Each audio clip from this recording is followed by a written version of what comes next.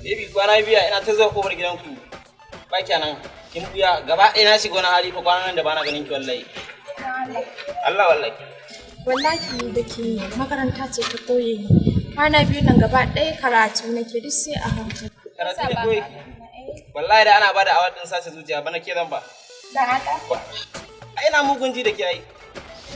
Ban gane, salamu alaikum. Ban gane ina ji da ke ba. Me ka kawo zan yata?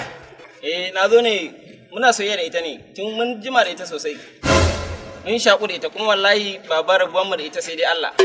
Ni me yasa baka shaku da ni ba? Me yasa ka ga ma cewar karatu take yi? Ai ban san ka bane ita na fara sani ne baba. No. Kuma ta ce karatu kuma za ta yi. Kuma ba za ta yi aure ba sai ta haɗa digiri ta haɗa masters.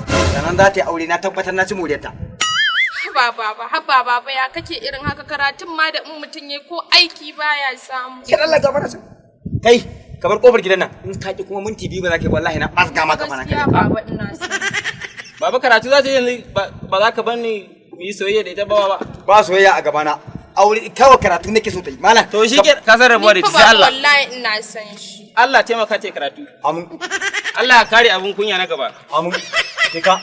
Kuma shiga gida. Gaskiya baba. Shiga kon kullun take alquran. Shiga.